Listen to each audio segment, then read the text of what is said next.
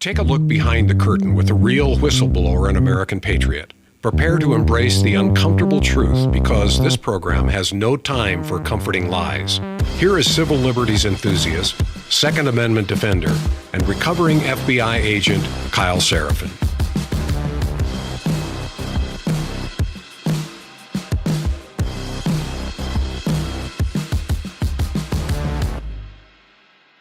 Well, hello, my friends, and welcome to the Kyle Seraphin Show. And today is Thursday. It is February the 19th. It's about 8:38 Central Time right now. I feel like I get further and further away from my start goal of 8:30 some mornings. And it's not because there's not enough to talk about. It's that there is so much coming this way. And I have so much that I want to try to string into the time that we spend together. I want to do that justice. And it ends up being like an editorial nightmare because it's really wild. Like, I'm just going to tell you from where I'm sitting right now, got a couple screens in front of me. Some of you guys have seen this before, but if you guys are watching, you can see I got screens. They're covered in video clips and information and tips that come in from some of you. Little kudos to our friend Rose, who is our chat moderator over on Rumble. Sent me a story that I'm going to cover today because I understand the context of it, and it's a long game. Some of these con jobs that are being done on folks have been going on forever, so long, 5 years, 8 years, 10 years, just playing the attention span of the American public, and it's pretty wild. And then some of them are really short pushes, where you've got Fox News that is ramped up its coverage. Apparently, we are going to get a war in Iran. I guess the Trump administration gave up peace for Lent. That is my sarcastic sort of disappointment being pushed out there. So we're going to talk about national security priorities. We're going to talk about war with Iran. We are not going to have Steve Friend tomorrow for Friendly Friday, so I'm going to see if George Hill will join me and give maybe the more geopolitical end of things, someone who spent a lot of time in the intel community that looked at terrorism and foreign threats and nation state actors and so on. So we'll have some commentary about that. But it's really interesting to see the differential between the way that the American public is handling something, the way that the American media is pushing it on us, and then maybe the way things are going overseas, which is a totally different animal. And so we'll get into some of that. I'm going to do less commentary today, more video evidence, and I'll let you decide, because I want you to be a skeptic. I want you to question, what biases I'm bringing to it. If you're seeing something different, let me know what it is. I'm going to try to give you both sides. It's very heavy to one side if you're a conservative person, especially if you happen to be one of those folks, or maybe you're just surrounded by people that watch Fox News for God knows what reason. They're getting fed like a pretty exciting dose of war boner Viagra right now because they're excited, I think. You must be. If you watch this coverage, it sounds like we're about to do some good things. So aggressive. So America first, to go and worry about something that I'm not sure is our problem. So that's what we're going to get to. If that concerns you, maybe the best time to prepare for anything is when there is no immediate emergency. You guys, check out my friends over at My Patriot Supply. It's mypatriotsupply.com/KYLE. Doesn't really matter what the concern you might have, whether it be major storms that you just saw happen and come through and now you're recovering from it and you saw people around you, maybe a family members who lost power, maybe for a couple hours, maybe for longer, and you're worried about blackouts, or you're worried about some mission critical function, whether it be a refrigerator with medicine in it, or maybe it'd be a podcast studio, like in the case of this place. Maybe you want to be able to broadcast the apocalypse the way that we've thought about it. Get yourself an off-grid power system. That's something that's kind of important, whether it be a backup generator or whether it be a solar generator like I have, where if everything goes down and you can't get fuel, I can still get the sun. It's one of the smartest moves because it protects you from severe weather. You can kind of hedge against skyrocketing electrical costs. It's a universal power supply if you need uninterrupted power for certain things. I've got the Grid Doctor 3300 sitting directly outside of the studio. It's quiet enough to run inside.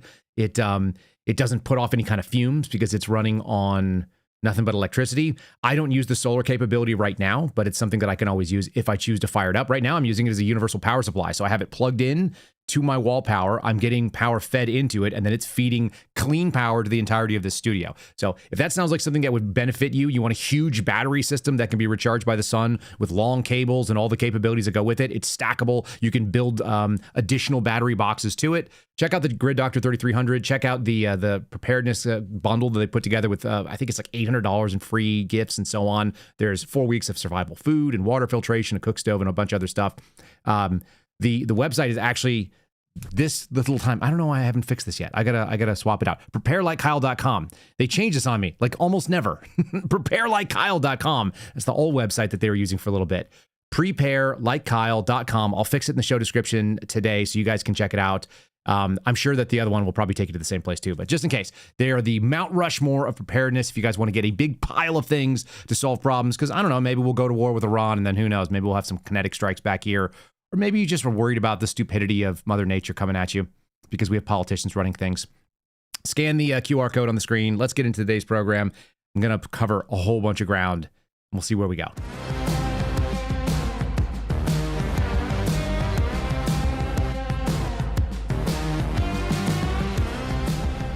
Changing websites on me, these guys. All right, let's start off with breaking news that happened this morning. Pretty exciting. How about what's the UK doing about the Epstein files? And we have some breaking news, some stunning news out of London. Andrew Mountbatten Windsor, the former Prince Andrew, has been arrested, presumably in connection with his relationship with Jeffrey Epstein. I want to go straight to our foreign correspondent, James Longman.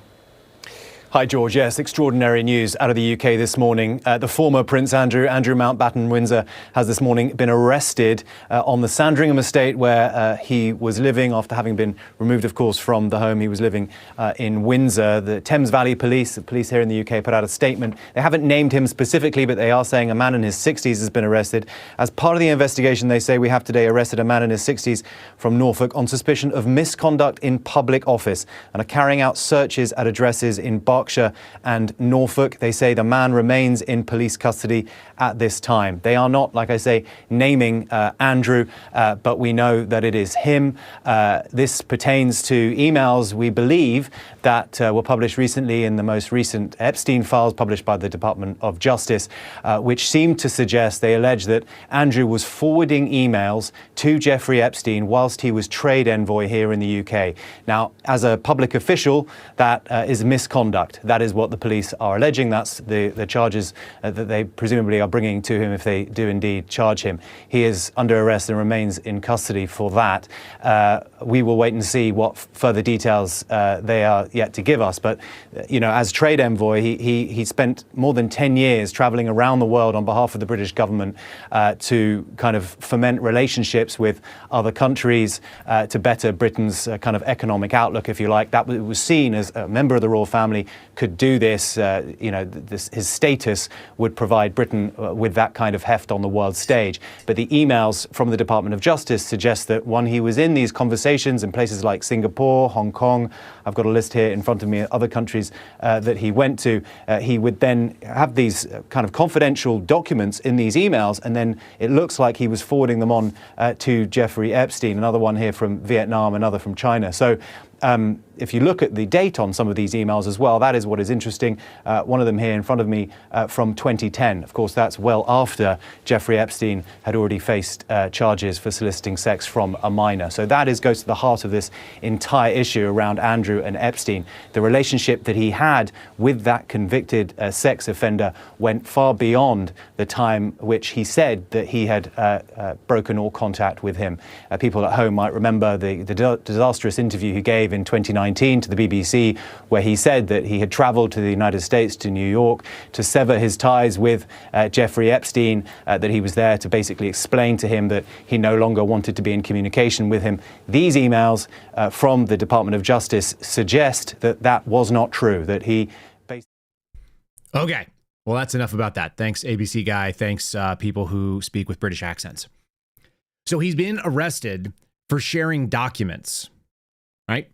That's the gist of what we believe is going on right now. That's the information that's come out. So one guy's name in the file who people have wondered, it's not going to be about sex offender registries. It's not about doing sexual acts with underage girls or anything like that. That's not what this is about. That's not what the apparent is. It's embarrassing on the world stage for the British family. That's part one. And he shared documents that were sensitive to the government. And so let's look back at what the allegations always were. There were some allegations about what happened and why was it that Jeffrey Epstein was a problem. The claim is that he was involved in hurting young women, so that was really problematic to the American psyche, and that he was doing so for very specific reasons, which related to what? Information gathering, blackmail, the ability to trade in data, lean on certain people to get favors. Like, this was the allegation that went on. And this is not an allegation that just like I made up, that's not where I come from. There were people inside Donald Trump's circle. There were people that had access to a lot more information than any of us. There were people that were fomenting this information. They were talking about it even while Donald Trump was in office. How about Steve Bannon? Steve Bannon was a confidant of the president in a lot of ways. People give him credit for sort of and corporations and governments are the people of the United States govern. And corporations and governments are the people of the United States govern. All that information has come out, and the people have to weigh and measure it itself. This is the most populist thing we can do right now. Steve, when Vladimir Putin. Is that true? Is that? It's not about just a pedophile ring and all that. This is about who governs us, right? And that's why it's not going to go away. For this to go away, can we blow the brake, by the way? Can we blow the brake, guys? For this to go away, you're going to lose 10% of the MAGA movement. If we lose 10% of the MAGA movement right now, we're going to lose 40 seats in 26. We're going to lose the president. They don't even have to steal it, which they're going to try to do in 28, because they're going to sit there and they've disheartened the hardest core populist nationalists that's always been who governs us. Jack, APL.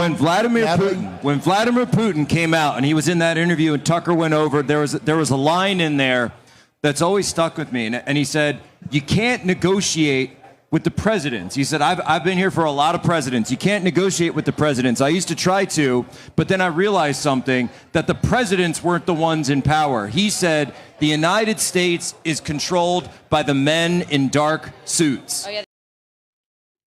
All right. So whether that's conspiratorial BS or whether that's reality, there are some serious claims by MAGA proxies, by Donald Trump confidants, people who have been in his circle, who have access to him, certainly more than I ever would. I've never spoken to Donald Trump. Isn't that interesting? They're making some pretty big claims. This is last year, before the Epstein files were likely to get published, because it was before they shut down that investigation. Very interesting. Our chat is going nuts right now. If you guys are listening after the fact, first of all, you should be watching on Spotify because you'll get the better look on it. It sounds like Apple is about to open up a video platform as well, so that'll be kind of fun. But here is the chat that's been running wild, because our video stream, it didn't drop here. I get real-time updates on our internet connection here, and I have two different internet connections, a failover connection, both fiber and cable. No problems on my end. But the feed disappeared from all of our video channels as we were starting to talk about this again. I don't know why that is, guys. I really don't. And it seems stupid to think that anybody would care enough about what I have to say or the way that I'm structuring this. I haven't even said anything salacious yet. Like, I haven't made the appeal to the folks that listen from the FBI. I know there are many of you out there that are former federal agents with the FBI, federal, that worked in the intel gathering space as an IA or something else, or maybe you just worked in professional staff. Maybe one of you knows if Kash Patel is taking a trip to Italy to go watch U.S. hockey. Do you guys know that? Do you guys want to? If you do, info@kyleseraphin.com would be really helpful. You guys can hit me up. If you ever want to just send me snail mail anonymously and give me tips about certain things, you're welcome to. 9073 West State Highway 29, Suite 110, Box 509, Liberty Hill, Texas, 78642. Info@kyleseraphin.com. I do get throwaway emails from people that work in the Bureau on occasion. It's kind of funny. Yeah. If you guys want to give me tips about what's happening, knock yourself out. I know people are scared. I actually reached out to some of my buddies and I go, hey, you hear about this? And his immediate statement was, dude, I'm an insider threat because I know you. People don't want to talk to me. Well, as my insider threat friends know, maybe that's why our feed just cut. Or maybe it was just some random glitch that happened and, Rumble and YouTube just couldn't feed. Very strange. In any case, I got Bannon there talking about it. I've got Jack Poso talking about the men in dark suits. We had Tucker Carlson very recently talking about something very similar. He said that he believes that there may be a thing that he's calling like a supra, like an above government agent, not an agency, but like a conglomerate of a bunch of really well-connected, very powerful people that say what can and what can't happen. Marjorie Taylor Greene more or less said that the other day. She was on a podcast, the same one that we took a clip from. And she said, everybody thinks that they go to Congress, they're going to be able to pass bills and they're going to be able to go and do reform and they're going to be able to change things. And then, what actually goes on? There are uber powerful, very wealthy individuals who have a ton of money and a ton of political connection, and they say what you can or can't do. And they will tell you whether or not you're actually allowed to do the thing that you thought you were going to do. And oftentimes the answer is no. I'm going to draw a line here. I'm going to ask some questions real quickly. So Prince Andrew, Epstein aside, I think Epstein kind of colors all of the stuff that's going on right now because the Trump administration is looking for anything that will be a PR win because they can't get ahead of this because they refuse to do the right thing, which is just like, un-F the situation. So how about this? This looks like a long game to me. I'm not making specific allegations. I'm drawing a line between two dots and things that I've seen for quite a while. And it all ends up being very personal in my world, unfortunately, because this is an article that was written by a woman named Julie Kelly. Julie Kelly is the wedge that shut down my connection to Dan Bongino.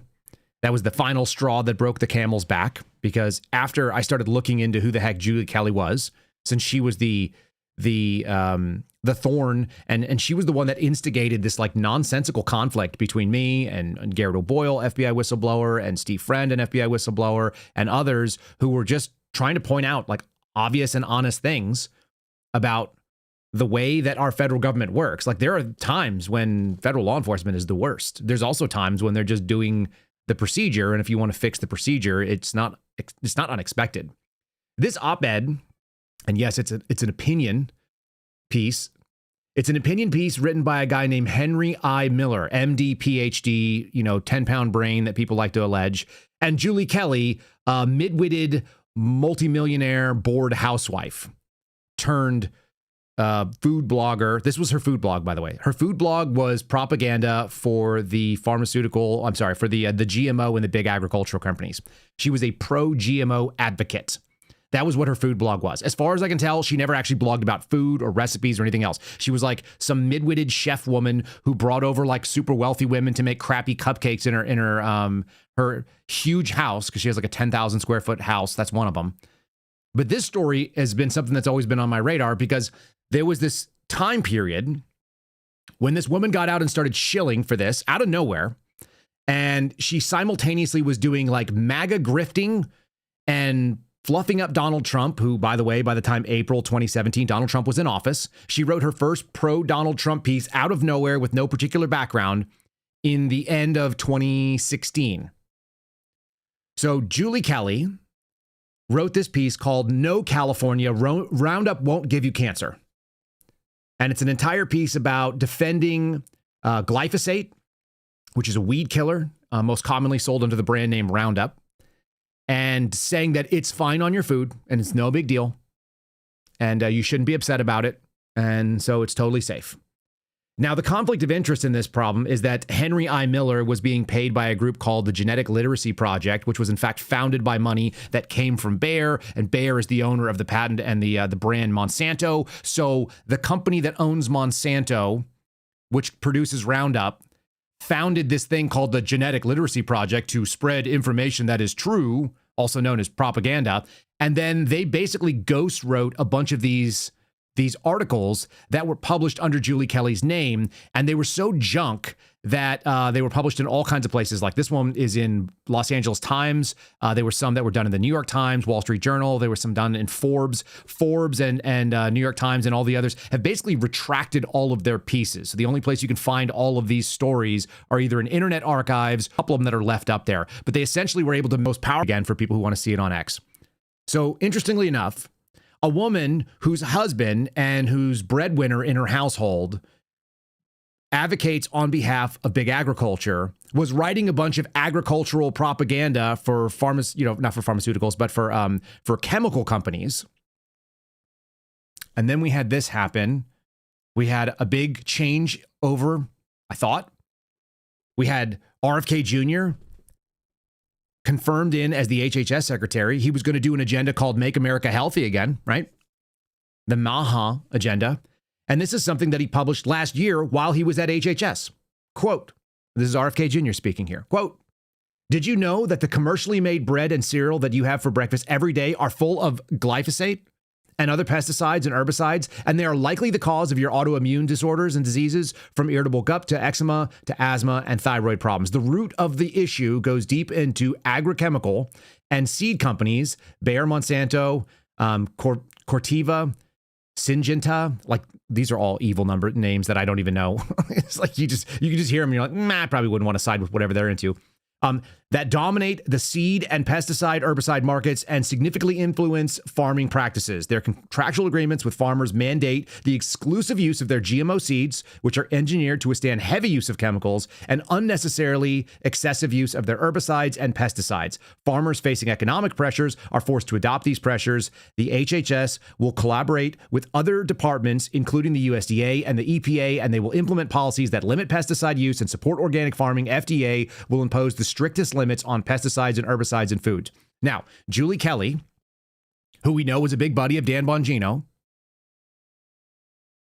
was a proponent of not just GMOs, but also anti-organic, called it a scam, called it an issue. RFK Jr. very clearly states that this was the priority under the Make America Healthy Again agenda. He's a cabinet level official. And here's where it gets really interesting. I'm going to go to my feed for a second here. You can see right here is the op-ed piece that was written. I did a little screenshot of it. And then I want you to see what the White House said. Yesterday, the White House, under presidential actions, these are executive orders, did a executive order promoting the national defense by ensuring an adequate supply of elemental phosphorus and glyphosate-based herbicides. I got all this coming out of Tom Renz's report discussing these things, and this is where it gets really wild. The things that are in there include immunity. It confers immunity for Section 707 under Title 50 of the U.S. Code 4557. Additionally, domestic producers of elemental phosphorus and glyphosate-based herbicides are required to comply with this order and provisions, but it provides immunity from any sort of liability these people would have, saying that there is no one-for-one chemical alternative to glyphosate-based herbicides. The lack of access to glyphosate-based herbicides would critically jeopardize agricultural productivity. They went after and used it under the name of national security. This is one of the national defense powers that the president has.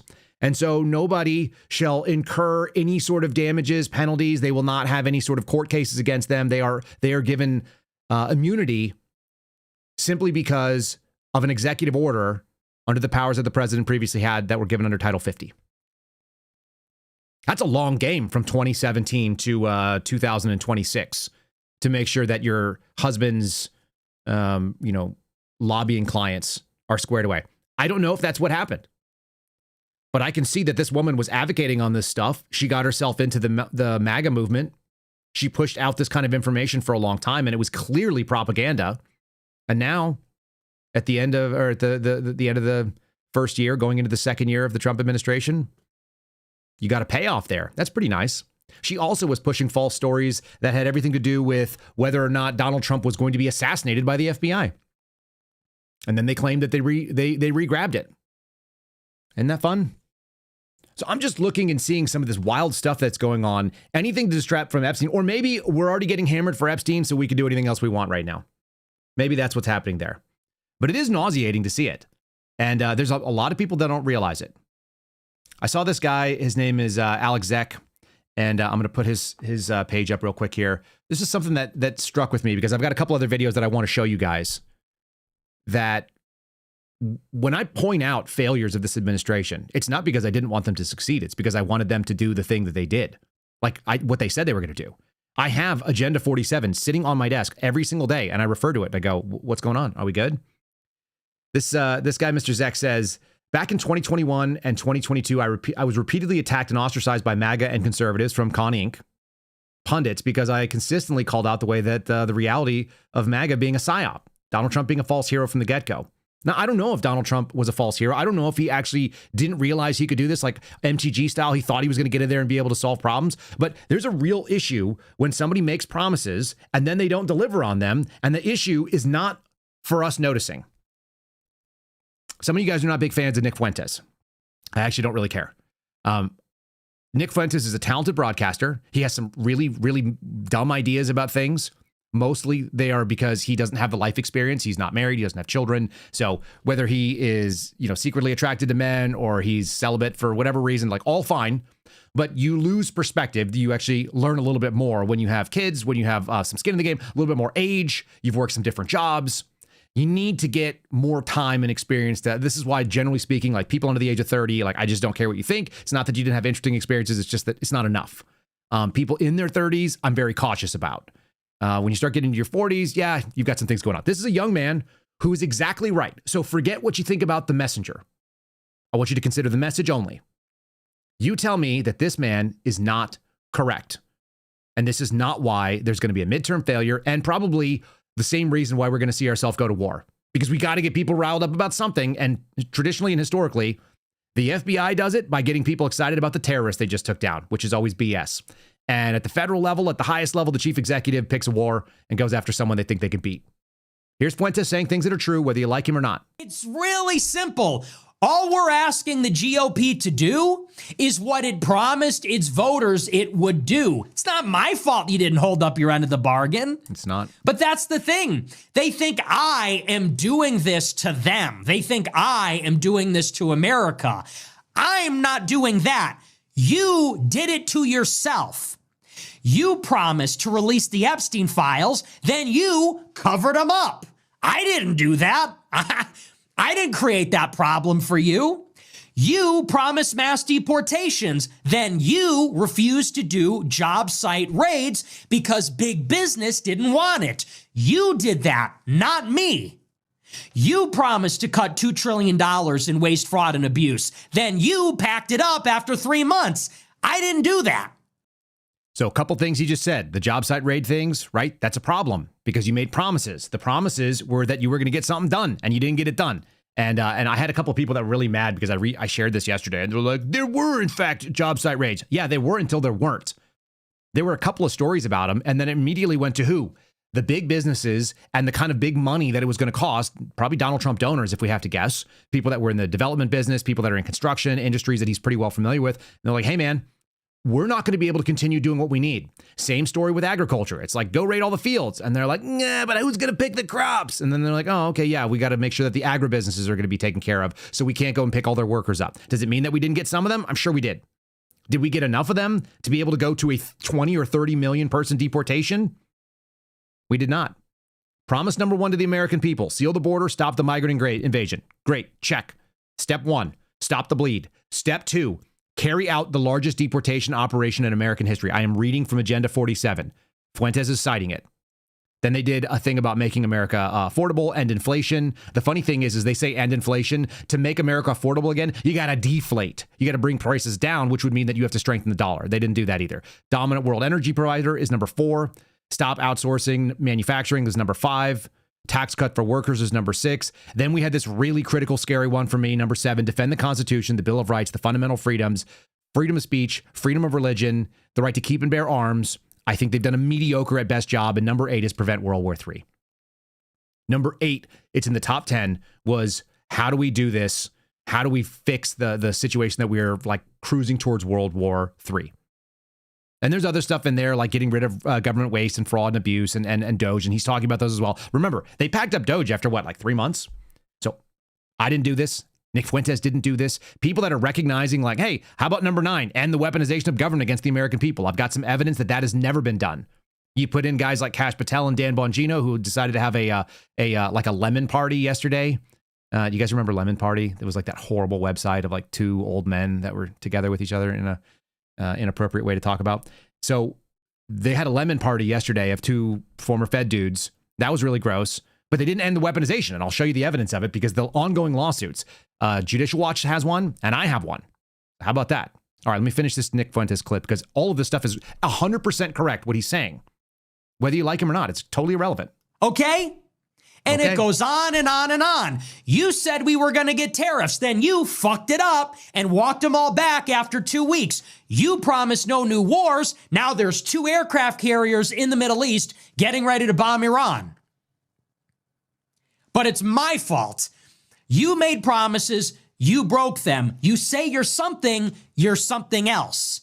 You say you're America first, and every single time you run the same playbook and you betray the voters, and then you expect them to come back for more. And I'm the patriot. I'm the independent. American independence. I'm the one that says I won't vote for it anymore. I'm not going to vote for it. I'm not going to tell other people to vote for it. All right, that's it. There's no obligation. I don't like when people say, I'm a patriot. I never say that kind of stuff. I think that's weird. But I'm an independent. You know what I did last night? I hopped into a Twitter space, an X space, and it was people saying that they're disappointed with Donald Trump, and it was almost entirely made up of libertarians. Those are your gettable voters. Libertarians basically decide between the screw it, the system sucks, and I'm going to put my vote towards someone who's never going to get elected because I'm making a statement. I'm going to write in Ron Paul, those people. Or they vote for a lesser of two evils that mostly aligns with what they need because they're being pragmatic. Libertarians are your gettable voters. They may not be registered as independents, but they are functionally independent. And libertarians are a weird animal for all of you guys that have ever been. I went to PorcFest with Vivek Ramaswamy, and I walked around there, and I was like, some of these people are almost my people. They're like fractionally retarded, but they're almost my people. And they're like, oh, they're into guns, but they're open carrying an AR like at a political rally. That seems dipshitted to me. I just don't do that. And I'm like, oh, we probably agree on smaller government and freedoms fundamentally, but they're like really obsessed with decriminalizing weed, which is not in my top priorities. So it's like, meh. Or they are like, we need limited government, we less government bothering us, and that's because I want to take off my clothes and run around and be naked around kids. And I'm like, dude, I want to punch you in the face, you fat, weird, ugly person. PorcFest is super weird. If you guys have never been to PorcFest, which is it's the Porcupine Festival in New Hampshire. I've only been one time. I don't think I'll make it something I go to again. I was randomly invited. They're like they're unserious people, but they don't know they're unserious people. But they are gettable voters. Because if you pitch it correctly, you can get a lot of cheers and applause and people can do it. And like right after that, then they'll be like, Kyle, like you were in DC. DC is not actually part of America. It's an unfederated part of the corporation of the global enterprise of the da-da-da. And it's like, just stop. Whatever weird. It's like, guys, you're so close to not being completely foolish. But listening to 100 and something people that were libertarians last night that were all sitting there talking about it, they had the same complaints that Nick Fuentes does. They have the same complaints that I have, which is that they wanted the things that were promised. They were okay to accept Donald Trump as not being a perfect entity and he wasn't going to bring all of it, but they really wanted focus on that. And they were really big on no new wars, which a lot of Americans are into. We've been war weary. My entire generation, from the time I was a teenager on, we were at war. I was in college at 19 when the towers went down. And from that time on, for my entire adult life, we were picking fights in places that are not America for reasons that didn't seem all that related to America. Certainly not to like the average person. Like the average person in America did not feel like they were at war. So there's this entire separate group of people that are veterans that experience violence overseas, and they're here in the United States, and they're like, what the hell did I even fight for? You got guys like Sean Ryan saying, I didn't believe in that shit when I was there. I was just there for the guy on my left and my right. I was there because I was there for the adventure of it. There's plenty of people that signed up for that.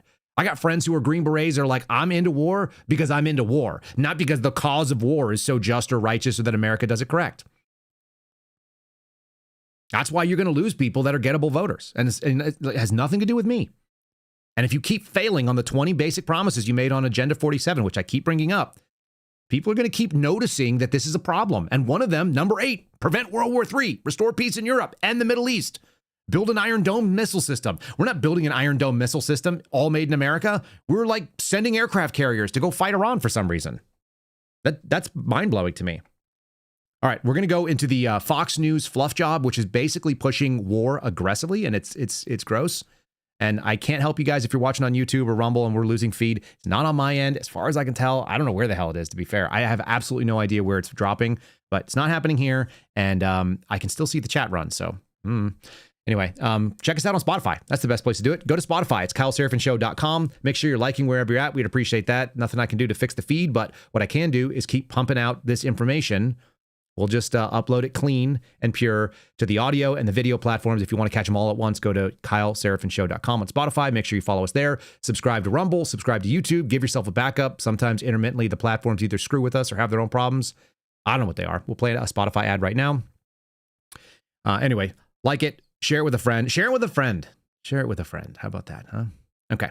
Let's do some video evidence. The first thing is there was breaking news. They've arrested somebody over Epstein. So if anything, I do want to also point out that I don't think the political left is like the winners. Nick, in his podcast that had that on there, also mentioned something kind of interesting about how he thought that if the Democrats had won in 24, that we would have got like some limp-wristed weirdos and they would have gone soft and weak. But now, because we're radicalizing people against ICE and a bunch of other things here, because people got animated and they're mad about the idea of going to war and all this kind of stuff, you have the possibility of bringing in like a hyper crappy Democrat candidate that might run it even faster. I'll give you an example of what Democrats think is important. We have Epstein files happening. We've got no accountability. We've got, at the very minimum, people feel like they're being lied to by the administration that they wanted to come in. Looming war. So what's most important to people like Representative Jayapal? She's really seriously frustrated that we don't have a transgender Bill of Rights. To trans people everywhere, I also want you to know this. Those people are threatened by your strength, by your joy in being fully who you are.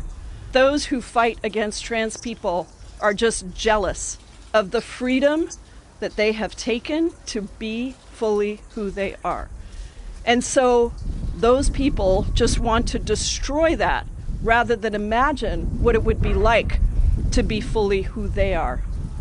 Wise words from our young people. So today, the Trans Bill of Rights makes those freedoms we all deserve as clear as the paper they are written on. And we intend to continue this fight until we win this fight. Just out of curiosity, have you ever seen a clear sheet of paper? Did she actually know what she was saying? Did she just say the wrong thing on accident because she's a moron? Probably. Yeah, I think so. How about if we could get an old timer like Ed Markey, who doesn't even, there's no chance in his lifetime this was a regular thought growing up about transgender rights.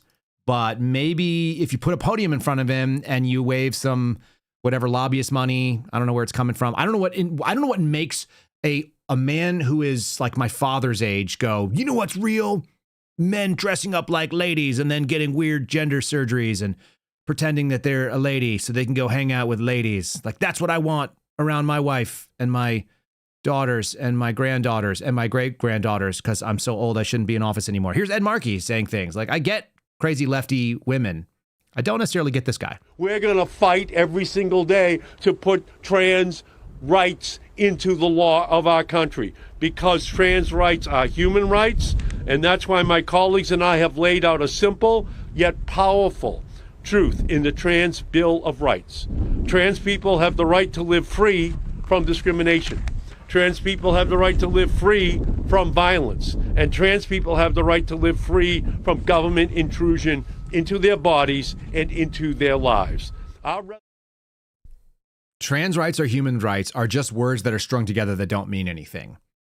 Of course, you have a right to live free of violence. But let me just say something, because a lot of the violence that they always try to act like is not, they're like, it's totally it's unnecessary. This dude just put on a dress, put on a bunch of lipstick, put on some hooker boots, shaved his legs, walked around, sold his body as a woman, and then some dude found a penis when he was paying for sex.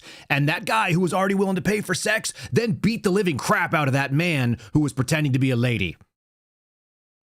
Everybody's a bad guy in that story. Like, you're paying for sex, you're pretty gross. You are a transgender prostitute, you're pretty gross. That's pretty much where the violence happens. It's when you lie to somebody, pretend to be something you're not, and then somebody finds a penis where there shouldn't be a penis. Like they all need Jesus, right?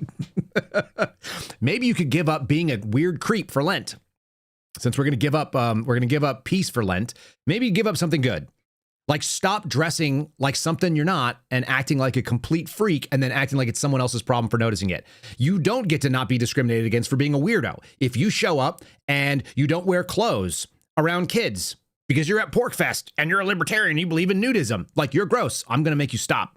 I will make you stop if my kids are at the park and you decide like, hey man, I just want to spread my balls across this swing set. I'll choke you out and throw you in the pond, period, the end. Like, that's my job as a dad. Sorry, you're not free from that discrimination. We are going to discriminate against weirdos being around our kids. So weird. like, why is Ed Markey defending this stuff? We're going to get it codified into law because blah, blah, blah. All right, so that's the weird other side, right? And then let's get the scary thing, which is that Fox News is talking to people his age, the ones that don't think that men dressed up like women are totally normal and need to be protected. And these are the people that apparently need some convincing. So let's get a live report from the Middle East. If we were going to report from the Middle East and not pick up any additional allegations that would make people that are kind of suspicious of the motives of the United States government of going to war with Iran, where would you do it from? Maybe you could do it live from Tel Aviv. Here we go. Fox News from Tel Aviv. Harris, good morning. A massive amount of U.S. military equipment continues to flood into the Middle East in preparation for action against Iran. Reports indicate the U.S. has moved more than 50 fighter jets to the region over the past 24 hours alone. Along with the USS Abraham Lincoln Carrier Strike Group already in place and the USS Gerald R. Ford on the way, there are a variety of other U.S. Navy assets in the Red and Mediterranean seas. While talks on Tuesday left both sides saying that progress was made, there are still major questions about Iran's willingness to curb their nuclear program or address the growing regional ballistic missile threat. Yesterday on Fox News, Vice President J.D. Vance was asked about the negotiations. They agreed to meet afterwards, but in other ways it was very clear that the president has set some red lines that the Iranians are not yet willing to actually acknowledge and work through. So we're going to keep on working it, but of course the president reserves the ability to say when he thinks that diplomacy has reached its natural end. We hope we don't get to that point, but if we do, that'll be the president's call. Okay, all right. Well, that sounds reasonable. We want diplomacy, and it would be good if the president could come to a conclusion. We'd like to be able to work this out, but if not, does Fox News draw any conclusions? Do you guys think? Tell me if this is a conclusion. As negotiators gathered in Geneva, Iran's supreme leader spoke from Tehran amid a crowd that chanted and cheered. The Ayatollah Khamenei issued a new threat against the U.S. Navy. They keep saying we have sent warships toward Iran. Okay, of course a warship is a dangerous device, but more dangerous than that is a weapon that can send that warship deep under the sea. You have President Trump offering diplomacy and Iran's supreme leader threatening to sink U.S. Navy assets. Martha? Trey, thank you. Donald Trump is offering diplomacy while sending in 2 carrier groups, and the people who are going to receive these carrier groups and see the threat have responded with a counter threat. Martha? Yeah, totally unbiased. That's totally unbiased. Maybe we could just talk about like when the Olympics are over, we're just going to turn them to cinder and ash. Maybe that would be that. Let's hear what Bill O'Reilly is 1,000 years old. He knows a lot of things. He's seen all the other kind of like he was a no spin guy, wasn't he? No spin whatsoever in Bill O'Reilly. Here it comes. So Mr. Trump offered Maduro a deal. You can go to Cuba, you can go to Paraguay, you can take some money, you can take your family. Maduro gave him the middle finger, and now Maduro will never get out of prison in his entire life. The Ayatollah Khomeini, the second Ayatollah, is doing the same thing. We're going to do this, we're going to do that. Hey, listen, pal, and I'm talking to you now. Okay, you are toast after the Olympics. Okay, you are cinder. You are gone. No one is going to help you. No one. Deals are being made with China to supply oil outside of Iran at this moment. So if this guy with his little hat wants to be bellicose, word of the day, okay, but the over-under is 2 days after the Olympics, he's gone. Guys, Bill O'Reilly is so freaking tough. That guy is like the toughest man that you've ever seen. The biggest threat to Bill O'Reilly right now in his age bracket is a rug that is out of place in his house, which will cause him to fall and break his hip and then end the rest of his natural mobility and life. I'm talking to you, Ayatollah. Yeah, Trump gave the president of another country an option, and that guy said, and he said, get out, run away, take your stuff, and that guy gave him the middle finger, and so Donald Trump went in and did a kidnap mission. Look, I'm all fine with projecting American force at the end of the day. Like, I actually think it's kind of cool. As a guy, it's like, hey, can you go do that cool thing? And the answer is like, yeah, we could do that cool thing. What is it going to be? Oh, we're going to send a bunch of helicopters in. We're going to spend some like high-speed dudes in. We're going to use technologies no one's ever seen before. We're going to make their heads explode with like sonic weapons. We're going to grab some dude in the middle of the night that nobody could even see while he's like in his PJs. And we're going to kidnap them. We're going to bring them back here. And we're going to just tell him like, gotcha, bitch. I'm like, that's pretty cool. Like the military guy in me. The like that masculine male version of me is like, yeah, like nothing tells somebody that you're stronger than them by showing like how strong you are as a country. That's kind of a guy move. But then the constitutional version of me looks back and goes like, hey, I thought we were going to make America great again. I thought we were going to de-weaponize government. I thought we were going to stop World War III and prevent all the dangers. And we were going to try to protect people and not waste our military men's lives and scary stuff, right? So like, what if you just went to Congress and you were like, hey, man, I know that previously we didn't really care about the Constitution, but I'm big on the Constitution. That's what I thought MAGA meant. I thought it meant make America constitutional again. And you were like, I'd like a declaration of war that broadly gives me abilities to go out and do that. I want you guys to agree that these are the reasons why we need to do this stuff. And if so, like on my own timetable, after diplomacy may or may not fail, like we're going to offer them the alternative, but I'd like a declaration of war sitting ready to go. So that when I'm ready to send these guys in, you guys can vote on it in quiet session, and then we can go do what we got to do. Because I believe that Americans also will agree with what I say. I'm going to make my case to the American people. How about that? We could do the same thing in Iran right now. Donald Trump could march his little butt down, or not little butt, it's probably big butt compared to mine. He can march down to the U.S. Capitol. He can call and ask for a joint session of Congress, and he can say, I would like a declaration of war. These are the reasons why. This is why it's in America's interest. Never mind the fact that Fox News is broadcasting live from Tel Aviv to tell you how it's going. Never mind that Bill O'Reilly said it's going to be Cinder. Never mind that I actually promised you no more wars. We were going to be the president of peace. Here's the deal. It's Lent. I've given that up for Lent. For 40 days, I need a declaration of war. We got to go and accomplish, and these are the missions, and this is why it's in your interest. Can I get a vote? Can we get that done? Nope. The best we can do is Sean Hannity feeding Ted Cruz an answer. And I don't know how many times this happens on Fox News when Sean Hannity has a show and he has a guest on. But they're like, you're absolutely right, Sean, because what Sean Hannity does is he gets the talking points before he does the show. So he can read what your answer is going to be to the question that he's going to ask that his staff gave him. So the staff gives him the question, and then the guest will be waiting for the answer. He will ask the question in the form of an answer, and then the person agrees with it. Here is Ted Cruz agreeing with Sean Hannity, who read off his answer beforehand on why we need to go to war. It's super important because regime change was totally on the list of the 20 promises to the American people. If regime change is the answer, well, it sounds like you got Ted Cruz's vote. You don't need that many others. Let's get it done. Let's go ask for a declaration of war if you guys are going to be serious. That'd be really constitutional. I think that's exactly right. We are at an extraordinary moment in history. It is entirely possible, Sean, that in the next 6 months, we will see the regimes fall in Iran, in Venezuela, and in Cuba. And we could also see governments replace them that want to be friends with the United States of America. Now, let me be clear. I'm not being Pollyannish about this. There are 1,000 things that can go wrong. But if that happens, this would be the most consequential geopolitical shift since the fall of the Berlin Wall, since America won the Cold War without firing a shot.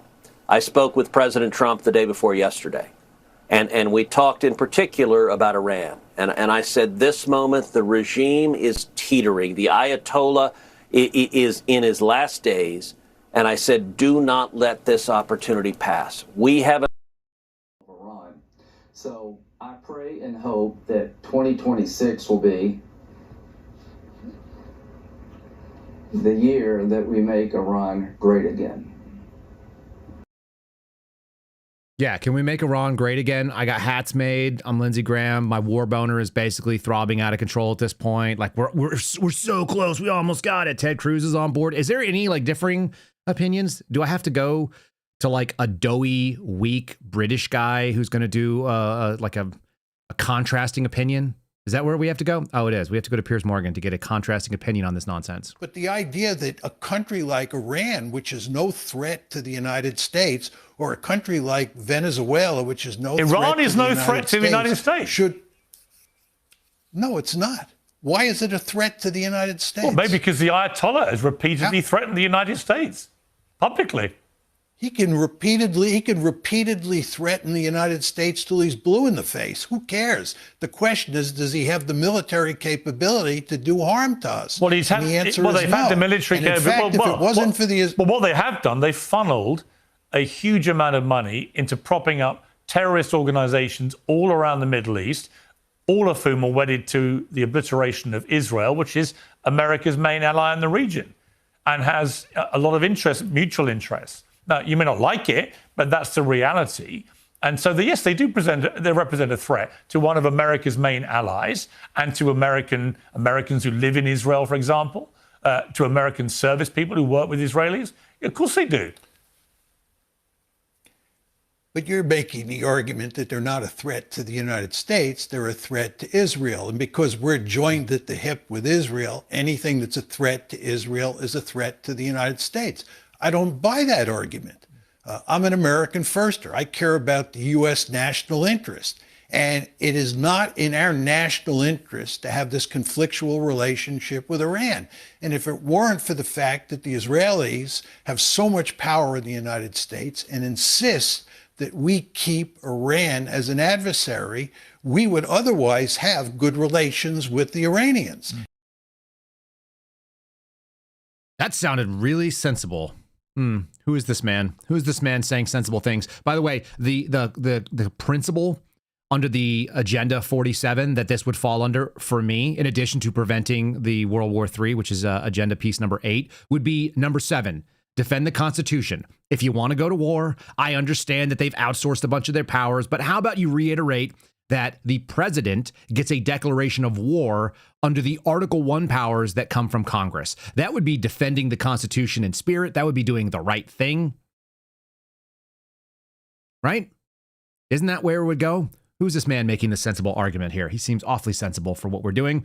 John Joseph Mearsheimer, 78 years old.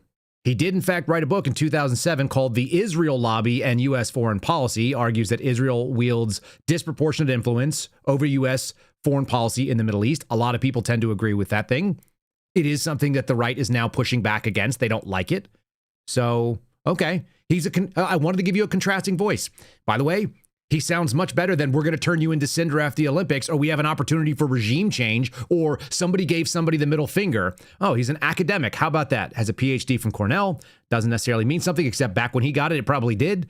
Went to USC, and guess what? He's a West Point grad. So he had time in the military, so he put some skin in the game. He served in the military, served in the Air Force, left as a captain. Anyway, it's just interesting to hear like different voices say different things. And they're not beating what we call the allegations when Fox News is doing their coverage directly from Tel Aviv. At least they're not beating it with me. It's like, what is this all about again? Oh, it sounds like the arguments that are being made, all of these things don't necessarily benefit me. I don't know how it changes my day to send a carrier group or even some of my friends to go get involved in a war in Iran. Like, Iran's not messing with me. I don't think they have the ability to project strength. And to say that, well, they're threatening our aircraft carriers, it's like, well, who put the aircraft carriers there? And again, if you want to do it, I'm all behind American military might. I always have that sort of like instinct. There's a reason why I signed up. Hey, why did you join my military? Why did you come here? And it's like, I want to kill bodies overseas. Like, that's what I came to do. I want to hurt bad people and not go to jail for it. And they're like, well, you're in the right place for it, right? Isn't that what men signed up for the military for? Isn't that what you train for? Sure. Everybody wants to go do that thing that they train for. But the myth should also be grounded in constitutional principles. That's what you're defending in theory. And that theory is that, well, there's some Article 1 powers. We have civilian oversight of our military, and it should actually be authorized. Military use should be authorized by the people's representative. That's just what I want to see. Call me crazy. I don't know. Feels like a constitutional position. Folks, if you're new to the program and you've never signed up and you're having issues on YouTube or on Rumble, first of all, give us a like over there and then go join us over on Spotify at KyleSeraphinShow.com. The app is free. There is no subscription cost for you to do it. It literally is funded just by a couple of ads that pop up. There'll be one that pops up right about now. That was it, probably. If you're listening on the audio, if you're listening on the video platforms, you don't see it. If you are, make sure you subscribe there too. Give us a like on YouTube. Give us a share to one of a friend. If you're like, hey, this guy's making a lot of sense, or like, hey, that guy's an a-hole. He says mean things about transgender people, and men in dresses are real women because women can have penises. Maybe you believe that. Share it with a friend. You can get outraged with them too. I don't mind. And if you guys have never seen what our live chat looks like in the morning, this is it. We appreciate all of you guys. Thanks for listening live. This does make it a fun thing. And I'm always dismayed when we have streaming issues that I can't control, because then I know you guys are having a suboptimal experience, and that is not what I'm going for. Do we have more fun stuff to talk about? I think we do. We're not done here yet, are we? If only we had a press corps. You know, people that were sitting in kind of MySpace but had a lot bigger audience and a lot bigger access, and they were sitting there at the White House and they were like, hey, is this really good? Should we really be doing this thing? Are you meeting and matching up to the promises that you made to the American people? 20 promises under Agenda 47? White House spokeslady, what do you think? Or are we just getting really cozy? Are we only letting people in that ask nice questions that we like? By the way, the Obama administration did that too. So did the Biden administration. How about a press corps that asks hard questions and then you have to do hard answers? Nah, that sucks. Let's just do friendlies. Thank you, Michael. John. Garrett. On Iran, I'm not asking you for like military secrets here, but can you share? Know I would be never so unwise. Unless you want to give them. Can you share a little bit about the president's thinking on whether or not to strike Iran, who he's talking to, what information he's consuming, and why a strike might be necessary on a nuclear program he says was obliterated by the last U.S. strike? Well, there's many reasons and arguments that one could make for a strike against Iran. The president had a very successful operation as commander-in-chief with Operation Midnight Hammer, as you know, as you just said, totally obliterated Iran's nuclear facilities. The president has always been very clear, though, with respect to Iran or any country around the world, diplomacy is always his first option, and Iran would be very wise to make a deal with President Trump and with this administration. He's talking to many people. Of course, his national security team, first and foremost, and you know who the members of that team are. And this is something, obviously, the president takes seriously. He's always thinking about what's in the best interest of the United States of America, of our military, of the American people. And that's how he makes decisions with respect to military action of any kind. And on the flip side of that, I heard Operation Midnight Hammer went swimmingly, that we smashed their nuclear capabilities, and their ability to reach here is now gone. So then what? If you're going to make an alternative justification, I'd love it if you did it in front of Congress and you got people to agree that are backing your play. That's what our Constitution said. Didn't we if only there was some sort of promise that we were going to, number 7, defend the Constitution, our Bill of Rights, our fundamental freedoms, including the freedom of speech and religion and the right to keep and bear arms. That would have been cool. And maybe we could also do number 8, prevent World War III, restore peace in Europe and in the Middle East. We're going to restore peace by going to war. We're going to make Iran great again by having a war with them so that we can depose the regime, once in a lifetime opportunity that Lindsey Graham and Ted Cruz are excited about, because we have a really good track record in America of deposing regimes and bringing in administrations that are favorable to American foreign policy and what we like. Those never backfire on us, and we never have to go back and reconquer them again, right? There's not there's not an entire history of the U.S. getting involved, meddling, pushing in on somebody, and then finding out that we left a power vacuum, and then a huge terrorist organization pops up. Now, maybe that is the move in Iran. I'll talk to George Hill about it tomorrow. I'm just saying I'd like to see it proposed to people that actually represent us, more than one guy. And I'd really like to make it think that it's not about trying to distract from a cripplingly bad and underwhelming sort of delivery on the domestic agenda. A lot of the stuff that is on this promises to the American people that he made, their domestic agenda. Very little of it is about overseas stuff, by the way. It's almost all about America. Let's read through them again. Seal the border. That's American focused. Largest deportation operation. American focused. End inflation. Make America affordable again. That's domestic as hell, isn't it? Make America the dominant energy producer. Who could make America the dominant energy? I guess there's an argument to be made that if you want to make America the dominant energy producer, you bomb the other energy producers and you get rid of them. So you like get like, I don't know, Venezuela and Iran off the map. So then we're like number one. Like you could do the Tonya Harding version. Is that what we're doing right now? Are we doing the Tonya Harding version of making America the dominant energy producer, where we're going to go and like knock the legs out of Nancy Kerrigan, aka Iran, and then we're like, well, it's a shame that you're no longer a dominant energy producer now that we bombed the living crap out of you. Sorry about your leg. Hope you do well. Silver medal. No, that's not a domestic thing, right? Like you just do it internally. You're like, oh, okay, we're going to do more drilling. We're going to do more oil refinery subsidy, whatever. We're going to approve more permits. Stop outsourcing and turn the United States into a manufacturing superpower. That sounds like fascism, to be fair. I don't know how you do that. I thought that was the tariffs, but we backed off on that. Tax cut for workers, domestic. Defend our Constitution, domestic. Prevent World War III, not domestic. End the weaponization of government, domestic. Stop the migrant crime epidemic. Demolish foreign drug cartels. That's both sides. Rebuild American cities. I have no idea what the federal government has to do with that, but there you go. Domestic. Modernize our military, mostly domestic. US dollar is world currency. I don't know if you can do that, but sounds good, not domestic. It's like 85% of these things are domestic. To include the last one, unite our country by bringing it together with new levels of record success. I think what we're doing is actually we're uniting our country so that the freaking libs and the non-war independents and the people who are disaffected and irritated MAGA folks who Bannon was talking about, it's not going to be 10% of people from MAGA that are irritated. It's like 50 or 60%. They're like, hey, dude, what happened to the freaking promises? Where'd you go? Well, let's talk about one of the other big promises. We're going to make America affordable again. I see that. Make America affordable again. Number 3 on the promise list. And then also record levels of success. Number 20. How are we going to do that? We're going to end inflation. Number 3. How's this going to happen? I think we're going to show you that prices, here's it goes, okay? One guy was president. He was bad.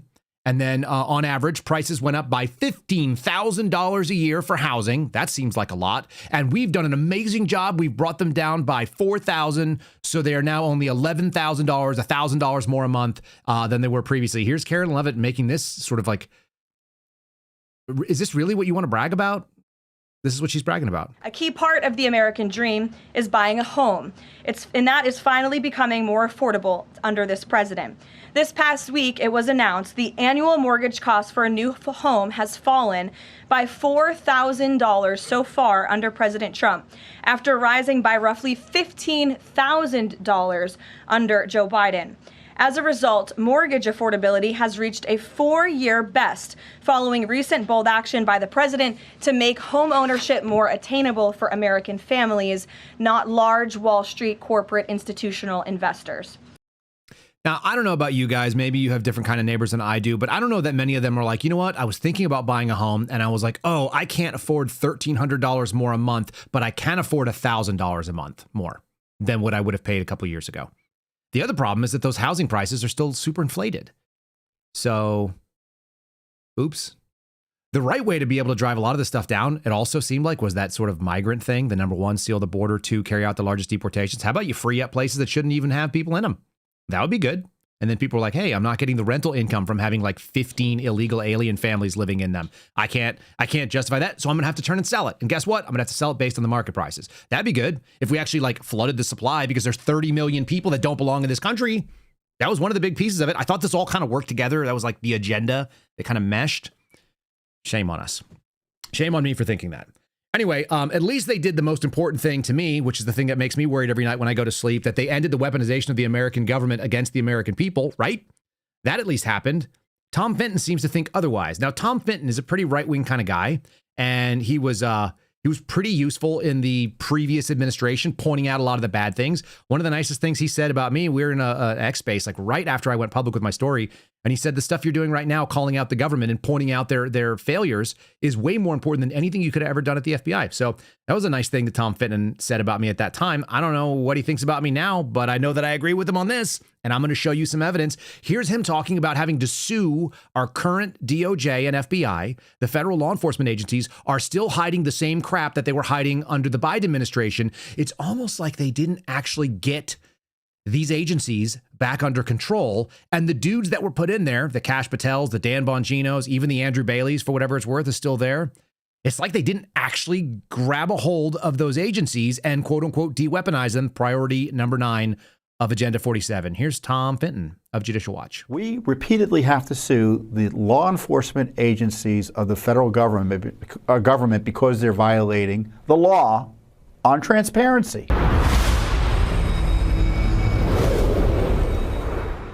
We have a new lawsuit against the Biden FBI, again, and Justice Department. I just want you to just focus on that. We repeatedly have to sue the law enforcement agencies of the federal government because they're violating the law on transparency. The law enforcers are lawbreakers when it comes to transparency. Usually, not only are they directly breaking the law, but in the case of the Justice Department, they're usually almost always, defending the agencies that are breaking the FOIA law elsewhere. So they break the law, defend the breaking of the law.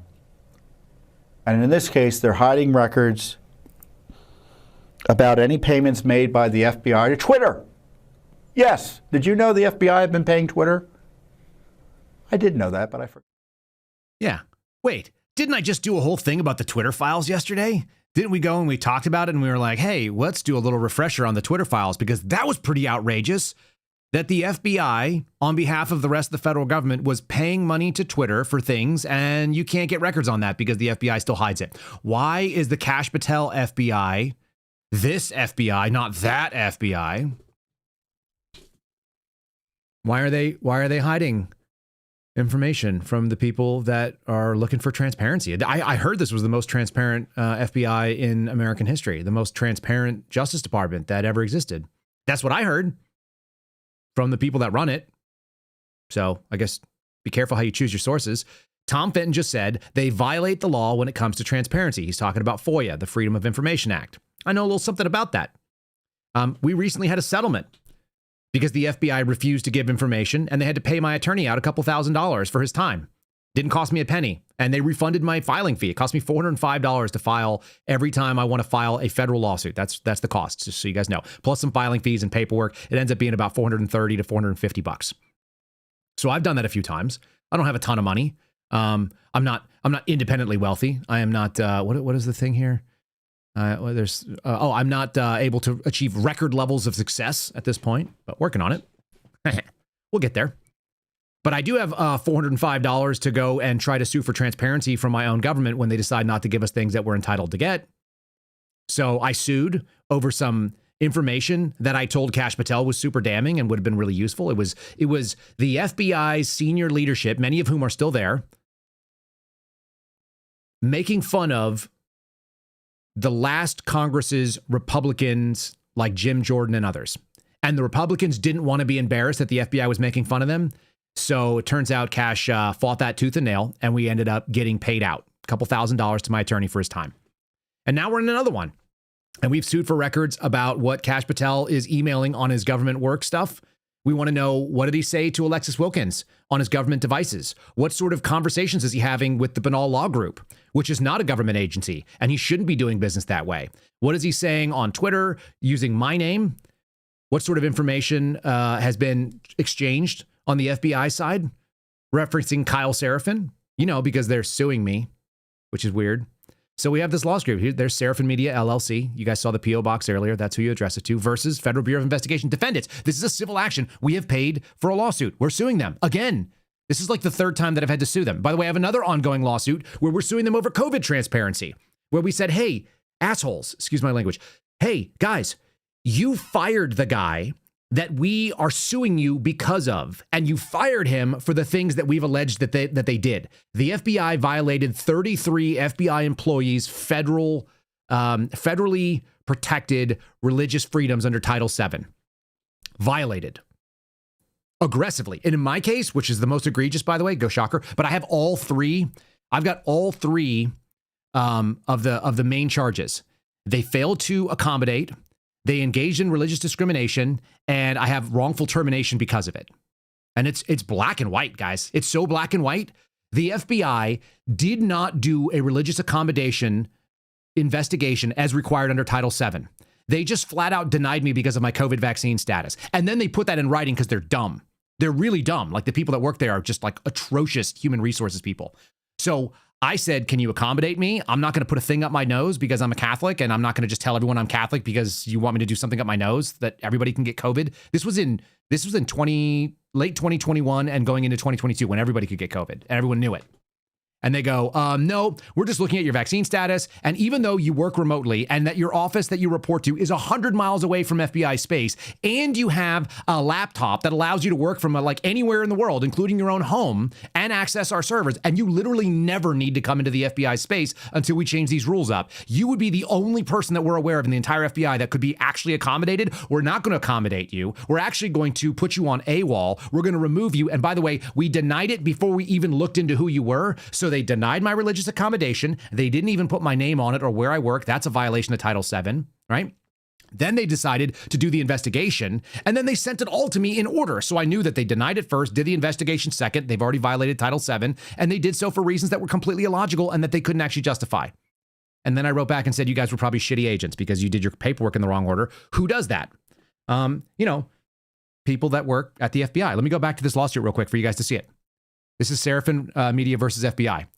Okay, you want to know why some of my beef with some of these people? We did a FOIA. We asked for certain information. I told you what the information was looking for. They went through and have multiple questions. They say that there are no legal conclusions that are required to respond here. We agree that the defendant is in the right sort of jurisdiction to be able to claim this. These are the parties. They don't do that. Statement of facts. Number 6, they admitted. These are them just like pushing back against our facts. A bunch of them are just them just citing like litigious nonsense. My attorney says this is all standard. This is what they always do. And then they have these arguments. And they're like, there's no legal response required here, over and over again. They don't need to respond to anything we said. And here's their defenses. The first defense: they're not entitled to compel the production. This is me. I'm not entitled to compel the production of any records or portion of any records protected by disclosure. There's all these exclusions and exceptions to FOIA, people here. Let me put it on screen.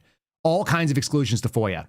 They also say that the court lacks the subject matter jurisdiction. The court doesn't even know enough about what I've asked for them to be able to authorize any kind of relief. So they're telling the courts they're not good enough. The defendant has done their due diligence, and they're doing the best they can, and there are exceptional circumstances, and they require additional time. Even though they're required to do it in 30 days, they never do, ever. They freaking never do. And this is something, if you've ever done a FOIA, you'll find this happens every single time. They haven't improperly withheld records. That's why we're suing them, though, so we know that they have. Okay, same thing that Tom Fitton is saying. The plaintiff's request failed to comply with the FOIA requirements to extend the request, or that it reasonably, what does it say? The plaintiff's request fails to comply with the requirements of FOIA to the extent the request fails to reasonably describe the records sought. No, we said we want all communications, and then we gave examples of what those were. And we've made it undue or unreasonably burdensome for them to be able to look for it. That's literally what there's an entire office that does this. Okay? And here's where it comes down really fun. So they have a couple others. I'll probably publish this on X later. The best part of it is, it's respectfully submitted by Janine Pirro's office, and it's done by this person, William Thanhauser. Okay, who's the AUSA that's handling this in DC? Whose office? Janine Pirro. Who are they defending? Kash Patel. Did we de-weaponize government? Nah. So some of you are probably wondering, you're like, well, but didn't they do a good job? I mean, I heard they did a good job. They said they did a good job. Were they not actually doing a good job? More on that in 1 second here. And make sure you guys like the videos now that we're streaming okay. It seems like we've shaken out some of our issues over on Rumble and on YouTube and so on. So give us a like on Rumble, give us a like on YouTube, subscribe to either channel, subscribe to both channels. That'd be fun too. Let's find out if you were going to ask people, you ever ask your kids like if they did a good job on something, and they're like, yeah, I did a pretty good job. And you walk and you're like, nope, it was a crappy job. This was a really bad job. You didn't do anything that I asked you to do. And now it's time for you to get back to work.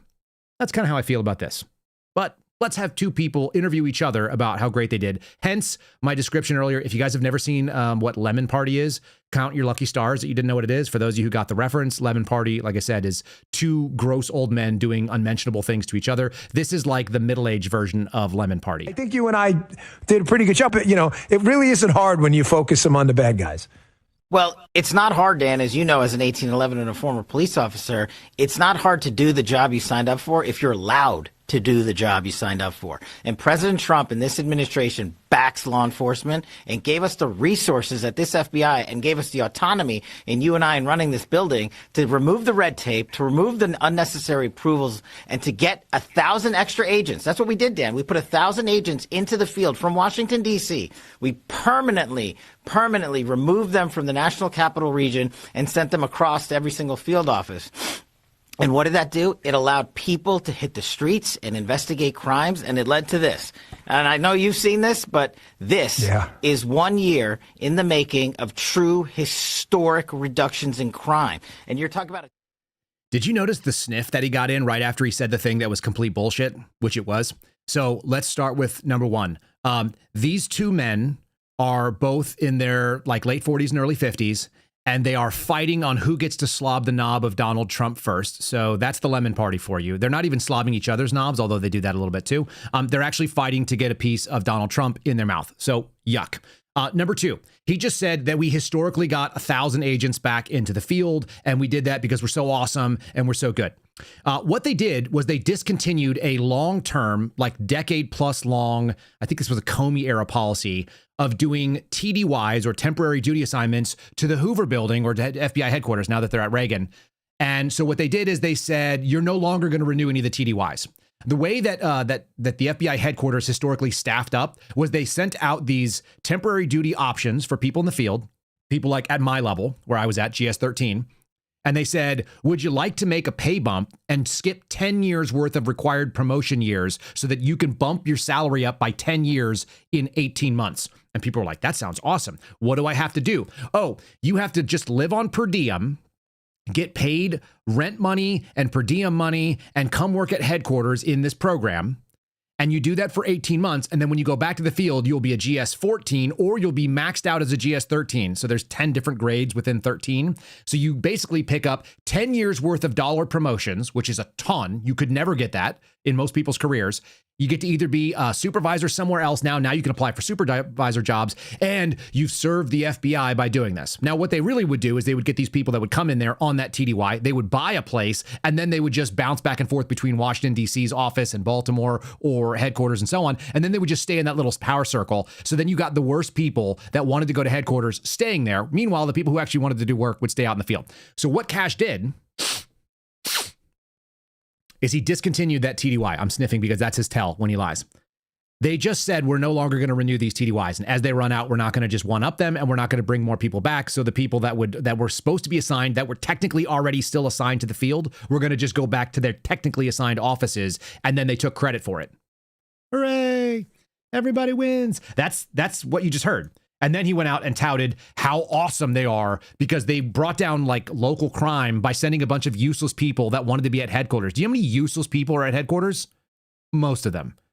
People from headquarters, and Steve would talk about this all the time. They'd call you up on almost no chance that they knew anything about the violation you were working on. They would see your case. They would recognize that maybe your case could help fluff their career up a little bit, that they'd be able to promote on it and put in what's called the 954, the internal resume. And so they would go and they'd call up a case agent. They'd be like, hey, I see that you're doing this thing. Have you ever thought about flying drones over them? And you're like, oh, I don't know. Do we even have drones? And they'd be like, yeah, let me connect with aviation section and get a drone up over here and do some drone-based surveillance. And the case agent would go, that's cool. Yeah, that'd be really helpful. They have this compound. It's kind of inaccessible. That'd be hard to get. Yeah, drones would be cool. So they reach out to the aviation thing. They get the drone guys. The drone guys are like, holy crap. We have all these really expensive drones and nobody even knows we exist and nobody wants to fly drones. You can get us a case? And they're like, yes, we can. So then they would fly the drones out there and they fly around your target and they'd take pictures of the house and they'd watch some people for a couple days. And then the dude who was at headquarters would be like, introduced totally exciting new innovative technologies like drones and cutting edge, high speed, cost cutting, to go do surveillance on high impact drug case or whatever. And then they would promote like this person's an outside the box thinker. Look how awesome they are. they know about drones. And then they would get a promotion out of it. Meanwhile, the case agent is like, hey, can I get those drones again? And they're like, no, bro, that was like last year. Like this year, like I'm already promoted. I'm out. I'm doing something else. The drone guys are back to flying around and just showing the executives what they do. That's the FBI for you. I just told you what happens. But listen, if a decision came to Kash or Dan, it was a level 10. Now, mind you, that's not a real FBI thing. That's not a real number that anyone made up. Dan just made that number up. And he made it up because he has to explain to Kash, because Kash doesn't listen to Dan's podcast appearance as much as I sometimes do. So we're going to talk to you. First, we're going to define our term, a level 10 decision, which is made up. There are tiered decisions in the FBI. There are tier 1, 2, and 3 threats. There are national tiers. There are local tiers. These are the threat levels in both counterterrorism, counterintelligence, criminal, etc. So they actually do have a ranking system. But whenever a question would get to Dan Bongino, it was always a level 10. And the reason we know it was a level 10 is because Dan Bongino defined all questions that came to him as a level 10 as such. People have real opinions. I understand that. But I'm just telling you, I mean it from the bottom of my, sometimes broken heart, man. I did. I traveled around. I never heard anything but good news from people about the progress that was being made. Of course, there's a lot to fix. No one's suggesting everything's done. There's a lot more work to be done, as you know. I was explaining to the audience in my first show how when actors are at your level in the government, when people are principals and deputies and a cabinet level or cabinet kind of equivalent positions, everything's a level 10 decision, Kash. Yeah. A level 10 meaning there's a pardon the language, but a shitty decision and a shittier one. Because if there was a good decision to be made, someone else made it. Okay, so now we've defined what a level 10 decision is, right? And most importantly, we also got the Sean Hannity experience where Dan is giving him the answer and he's trying to lead him along so that he says the right things from his cracked and broken heart. I seem to remember that our intro used to have his cracked and broken heart in it. Anyway, let's go on a little bit deeper. And by the way, shocking, nobody ever said anything negative to the deputy director or the FBI director who were firing people that said anything that was negative about them. I can't imagine why they would do that. Why would somebody not just be honest with these guys?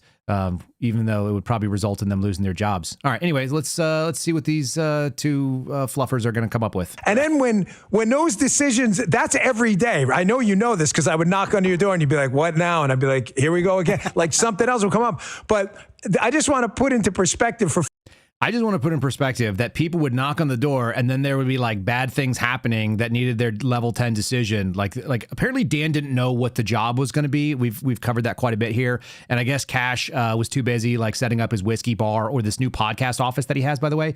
Really okay looking. He kind of looks like he's got a fart in this little freeze frame. Anyway, yeah, so these two guys are going to basically just like talk about their old times. Remember the old times when we used to work together for like 9 months? It wasn't very long and it was only a few seconds ago, and how impressive the work was that we did that was level 10s. Remember when I used to knock on your door when you were actually there, but most of the time you were not there because you were like hanging out with your girlfriend or whatever and try to do things like you were flying around the country, or like maybe you were trying to go watch the U.S. hockey team play hockey in Italy or whatever. Like, you remember those times, man? Those were good days. Those were good days just a few seconds ago for just a few seconds. Folks out there, when that decision can't even be made by me, it goes to you. When it doesn't go to you, it goes like to the president's desk. He's dealing with like level 11 decisions. Just so we can be clear, Dan Bongino just asserted that decisions at the FBI go from Dan Bongino to Kash Patel to the President of the United States, and they are not actually handled by the next person in line, which is Todd Blanche, the Deputy Attorney General, and then the next person in line, which would be the Attorney General of the United States. They just skip that. That's kind of interesting stuff. I didn't know that before, that they had a direct line to a guy that theoretically, Kash actually swore under oath it was going to be a clearly independent organization that just did investigations where the facts led. So I guess they were getting it from Donald Trump. By the way, that's what they probably should do, but it's just interesting that they admitted it. And that's the thing in D.C. is that's why the batting average isn't always going to be 1,000. There's no good call to be made or someone else would have made it. There's just really tough decisions where, there's a shit call and a shittier call. And listen, that's what we signed up for. Listen, number 9, end the weaponization of the government against the American people, 20 promises of the American people, Agenda 47. There was like this, like you could do it or you could just not do it. So like there was a good call, you could do it. And then there was like the not good call that you couldn't do it. That's why we're all suing you to try to get transparency. That's how it rolls. Look, yeah, these are difficult decisions, Dan. That's why you volunteered to jump back in. It wasn't just going to be, hey, we're going to do this job. It's going to be super easy. We're not going to have to make any hard decisions. And we're not going to have to combat a press corps that has largely been biased and full of inaccurate reporting. Guys, it's not the fault of Kash Patel for doing a shitty job. It's the fact that the press corps didn't record exactly what they wanted. One of you in the chat just said these guys are the airsoft version of real law enforcement. That is the best comment of the day. But we made those decisions collectively in the best interest of the nation. And if we hadn't, then none of this would be true. None of this would be possible. If President... Well, I mean, I agree with him because none of that is true and it's not actually possible. You just made things up. You just claimed that there were these changes in America that didn't actually happen.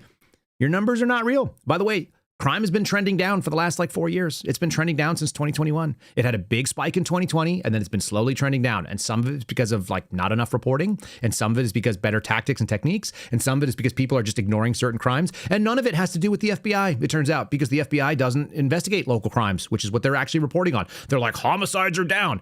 How many homicide cases did the FBI take on? None, except Nancy Guthrie, who's probably dead. And now we're trying to see if we can get ourselves in that because maybe it was an interstate kidnapping, except she's probably going to be found in Arizona. Oh, so they don't do homicides, generally speaking. When do they do homicides? Oh, only in cases of RICO and transnational organized crime and on Indian reservations and military bases. And you're like, how often is that? And you're like, dozens of times a year. Dozens of times. Anyway, really appreciate that. That's pretty cool. So this was a fun interview.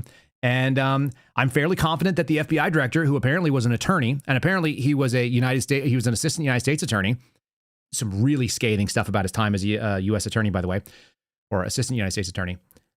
I'm not sure he understands how law enforcement works. Guys, I'm going to define this so that it's real clear before we play this, and then I'm going to have you make up your own mind, whether he just said the wrong word or maybe he just doesn't know. The legal process is as follows. Investigations can lead to either, they can lead to an arrest, and the arrest is done either by information or by indictment.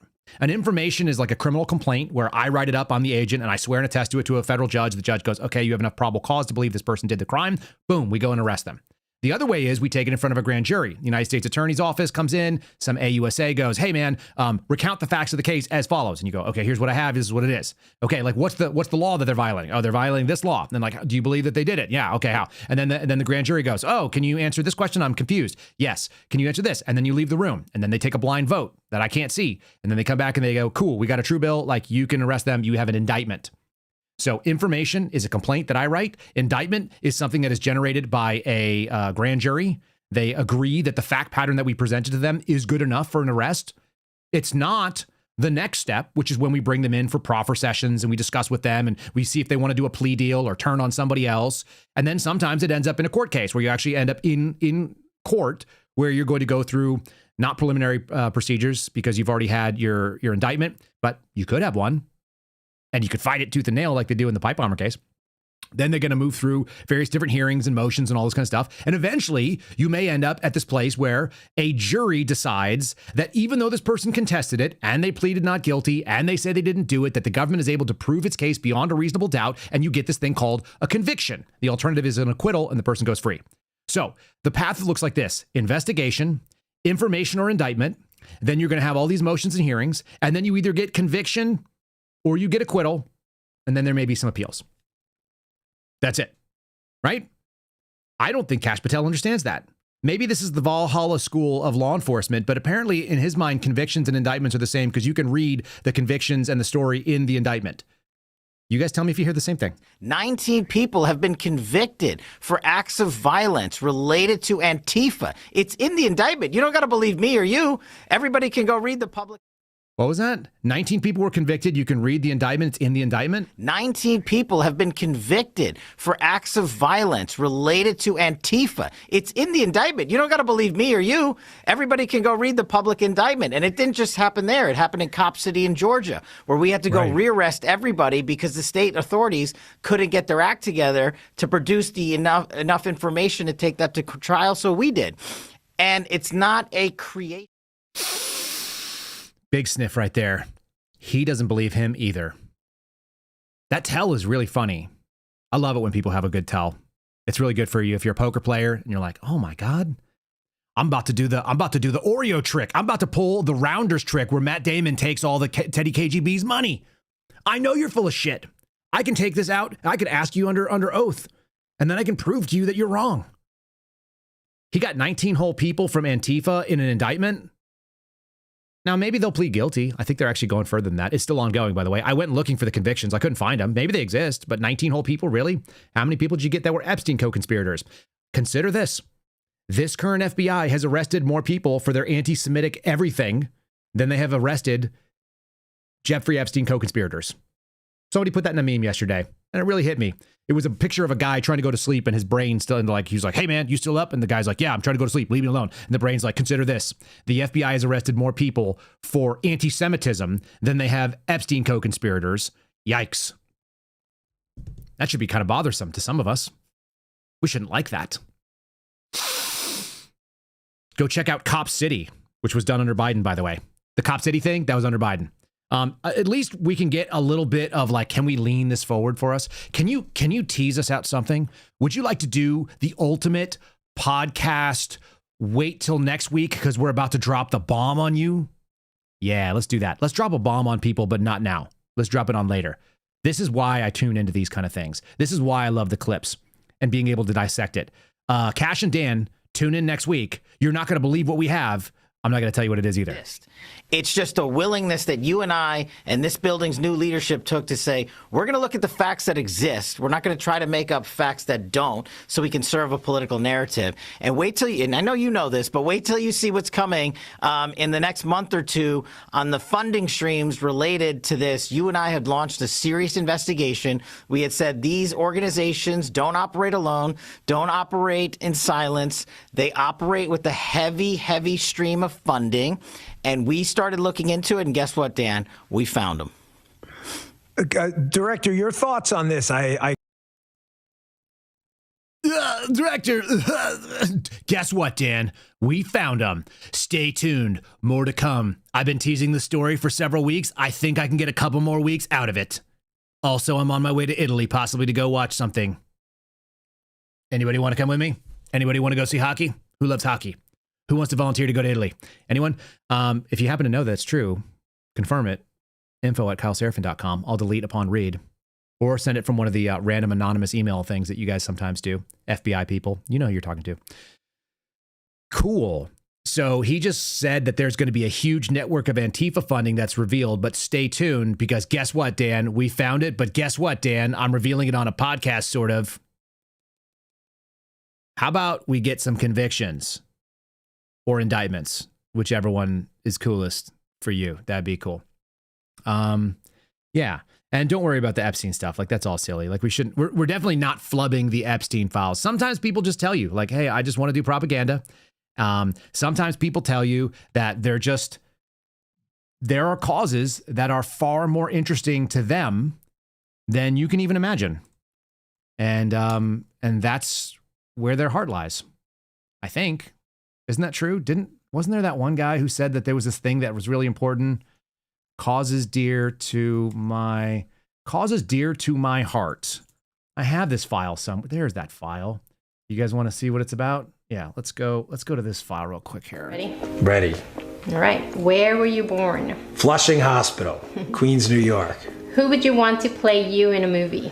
I said the guy from American Pie, that kid Chris, but you think The Rock. The audience is going to agree with me, The Rock. All right, if you agree with me, please. I'm 230 pounds, though. The Rock is 20 pounds heavier. I think he's like 250. Mm-hmm. So The Rock, sure. He may have to slim down. No. Oh, yeah.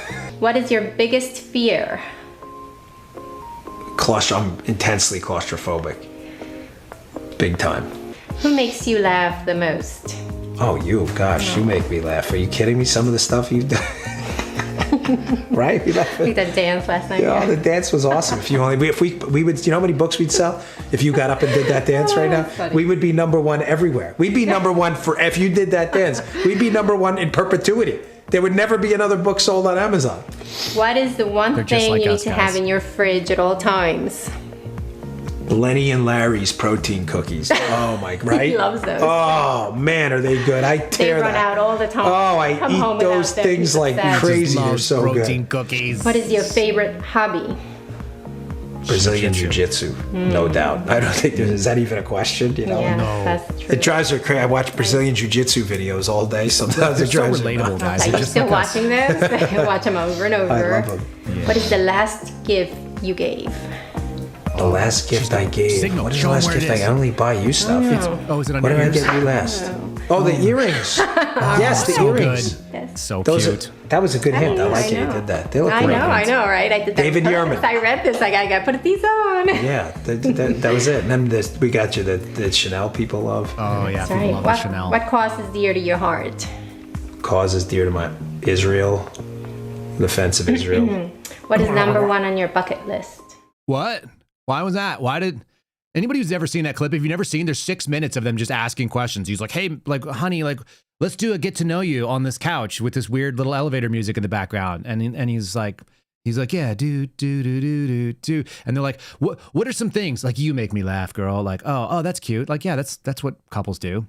Hey, what was the last gift you gave? I don't know. Did I give a gift? What about these things on my ears? Oh, great hit, honey. You're so good at doing this stuff. Remember when you were dancing? People would love that dancing. I love jujitsu. I'm just like all you guys. You know what?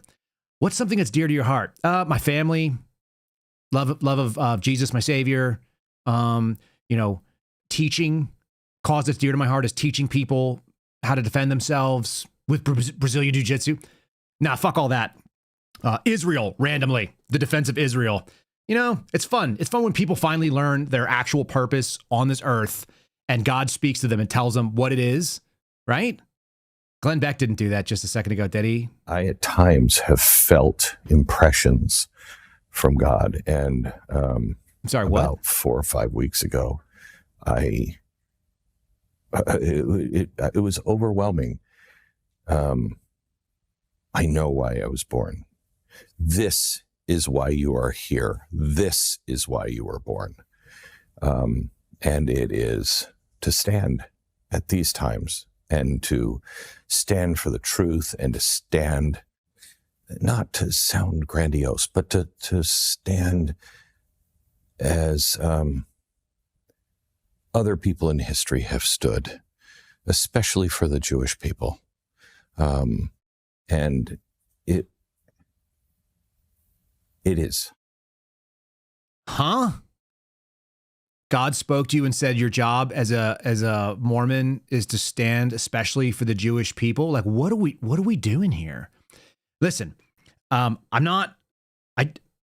can't help but see all this weird stuff. And so when I see people that get really riled up about these things and they're just like, the Jews and everything, I'm like, no, it's clearly not the Jews, but like, what on the earth? Like, I have never seen such a not important thing to me be mentioned by people that I listen to regularly to find out what they think is going on, because I'm like, and why do they all work at Fox? Like, why are they trying to go to war with Iran right now? As negotiators gathered in Geneva, Iran's supreme leader spoke from Tehran amid a crowd that chanted and cheered. The Ayatollah Khamenei issued a new threat against the U.S. Navy.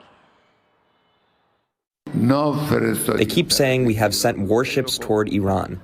Okay, of course a warship is a dangerous device, but more dangerous than that is a weapon that can send that warship deep under the sea.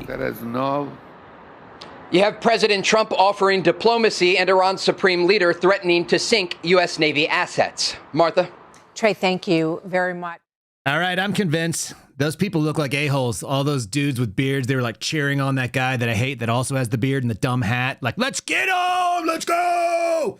I'm on board! Like, what are we doing here, guys? Seriously. So when people attack our founding, the Judeo-Christian belief system, which is the core of the Declaration, they're attacking our country. They're attacking the very essence of our country. They're attacking what took place 250 years ago. They're attacking our history. So if you're Tucker Carlson and you're constantly trashing Jews or Israel, Zionism, and Zionism simply means what? A Jewish homeland. You know, Nobody cares if there's a Jewish homeland, homie. I just don't want to pay for it. I don't have anybody there. That's fine. Like, do whatever you want. Go to your own wars. Stop telling me that I'm anti-American founding or constitutional because like you have this strong desire to get my country to do something. Like, what the hell are you talking about? And honest to God, I actually don't care. I've never cared. I've never once been interested in this at all, except when you start shoving it down my throat.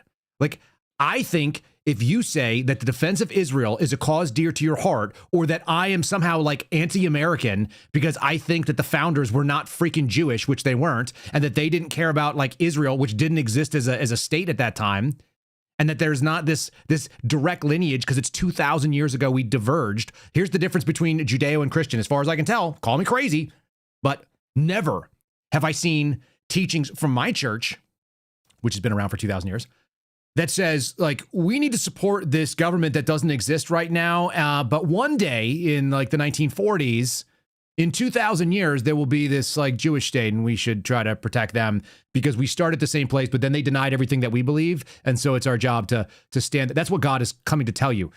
Like Glenn Beck, weird. That's a really weird one, buddy. Dan Bongino, it's freaking weird. Do you know what I hate? Weirdos. That's what we started the show off, didn't we? Freaking weirdos telling me that you need to care about men who are wearing dresses. To trans people everywhere, I also want you to know this. Those people are threatened by your strength. Yeah, you're a weirdo too. Jaya Paul, weirdo. Ed Markey, weirdo. Glenn Beck being a weirdo. Dan Bongino being a weirdo. Cash Patel being a liar. Okay, are we having fun? Okay, I'm having fun. At least there's not like a mainstream media push to like make really, really scary bad things pop up. You know what the worst thing would be? If we had a country that recognized why it was founded, what it was about, and that men are required to look after women, you know, protect women. What if we could show you the dark side of the patriarchy? And here's where we're going to end it. Because I went into this Twitter discussion last night, X discussion, and my basic statement was, I hate both of these parties. I don't like any of them. None of them represent my position. And my position, which thanks to Donut Patrol over on X, sent me one of these. I got a mug. We'll make these available at some point. I'll figure it out how to get them there. I'm a bacon cheeseburger nationalist. I eat bacon, and I don't care if you don't. If you're kosher, I'm not that. If you're halal, I don't know what that is either. I eat meat. If you're Hindu or you're vegan or you're vegetarian, you're weak. I know you're weak because you don't have enough protein. Like, I don't care. I'm not even trying to be salacious with this. It's so simple. The American average human being is right of both political parties. And I know that because the people that used to represent the balance have moved so far to the left that they are now in the position that the people on the left were 25, 30 years ago. And maybe that's why you can't figure out how to do your 20 promises to the American people. It should be super easy. You said them. They all sounded good. People in the middle were like 100%, bro. I'm not 100% in on all this stuff, but I'm in on no war, more prosperity, focusing on the domestic agenda, reducing the inflated dollar. I'm into getting rid of people that don't belong here. I'm into prioritizing American citizens over not American citizens. Like, that all makes sense. I'm into less crime. I'm into the federal government not coming into my business and screwing with me. So deep weaponize that. I'm into a return to the Constitution, and I'm into like understanding that the Constitution has a leash called the Bill of Rights. The Anti-Federalists were correct, and that they have overstepped their boundaries. So let's go back and reaffirm and rededicate ourselves to the fundamental freedoms. Let's let freedom of speech of all kinds. Let's not have the FBI director's girlfriend sue somebody over words. Let's not have any impingement or abridgment of free speech or free religion or the right to keep and bear arms. Let's not fight and have a United States attorney who's fighting my lawsuit against the FBI for what I want to get from them, where they should be transparent. Let's not have her go out and say that I'm going to arrest you if you show up at DC without the right kind of paperwork, because the government doesn't require any paperwork for you to carry a gun at the federal level. How about all that? No, you're not going to do that. You don't want to do that? You just want to be weirdos? You want to love Israel? You want to go to war with Iran? You want to give up peace for Lent? Okay, dude. Because like that's why people are out. That's why regular people are they're just sick of it. That's my take on it. You can tell me yours. Let me know. I don't mind. You can agree with me or not agree with me. There's every time people will be like, I don't agree with you on the Israel thing. I'm like, that's fine. I don't have a strong opinion about Israel one way or another. I just know that I don't want to pay for it. The end. Ever. At all. And whenever I see people making messaging like Ben Shapiro going out and saying, look, we only give them like $3 billion a year. I was like, hey, pretty sure it's actually quite a bit more than that. You know why? Because I read the bill that Tom Massey just tried to protest, and it was $3.5 billion plus another couple hundred, 1.5 billion. There's a lot more money in there. That seems like a lot.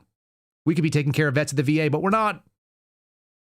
We're making sure that American dollars are buying military equipment from American companies to go to Israel so that we can do more war, so Israel can use some of our war products, and then we can use some of our war products, and then Lindsey Graham's throbbing war boner can explode and ejaculate all over us with, like, I don't know, dead American young men. That'd be cool. That's what they want. It sounds like. Tell me I'm wrong. Let me know. All right. If you didn't like any of this stuff, then fine. Give me a thumbs down. I don't care. But if you thought that was at least interesting and it made you think, or it made you laugh, that'd be cool. Rumble, you can give me a like over there. You can do the same thing over on YouTube. It's youtube.com/@Kyle Seraphin for our channel. It's rumble.com/Kyle Seraphin. On X, I'm @Kyle Seraphin. Hit me up. Bug me. Tonight is going to be the call-in show. It's Thursday night, which means you guys get to weigh in. If you are a member of our locals community, if you are a member on X, or if you are a member over on YouTube, you too can say whatever you like to say, and you can say as weird as you like, or you can disagree with me, or you can tell me that you think that what I said was on point. That's fine too, whatever you're into. Appreciate all of you guys that are subscribers to the channel. I have multiple palate cleanses for you. How about that? I have several, because today is a day when we need it. So let's start with women. Women, you get radicalized when you have babies. Tell me I'm wrong. When you start being responsible for other miniature little people out there in the world, your brains change. You go from certain thoughts that sound good, and then suddenly all of that suicidal empathy that you have gets focused in on people that really freaking matter, and everything else goes out the window. Here's a woman talking about her big change. Having babies made her want to have coyote eyeball earrings. Ready? You know, I've always been a very liberal person, maybe even a libtard. But once you have a kid, you start like having thoughts that have been characterized as conservative. As soon as I had a kid, I was like, I need a gun now. Yeah, that's right. Not for myself, because I've got coyotes in my yard. Right. I've got coyotes everywhere. And before I had a kid, I was like, they coexist with us. Coyotes were here first. That's right. Like, I'm in the coyotes' home. Now I'm like, let's make hats out of them. Let's make hats. Let's make coyote boots, coyote earrings out of their eyeballs. Like, it's just... Boom.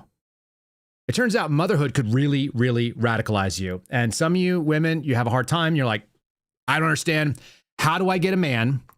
What is it going to take for me to understand what do men actually want? And so I have a little way to help you that are in the dating pool. Maybe you're a little bit younger than I am, and you're aspiring to find a masculine dude who wants to take care of you, who will give you earrings made of coyote eyeballs. This is what men want. It's not that hard. It's actually pretty straightforward. What the hell do men want? Everything. Drones with attack capability. You have Blackhawks, right? I want 2 of those. I need logistics, communications equipment compatible with SOCOM JCU. First phase, I need a strike team, 2 snipers, I need a demolition team.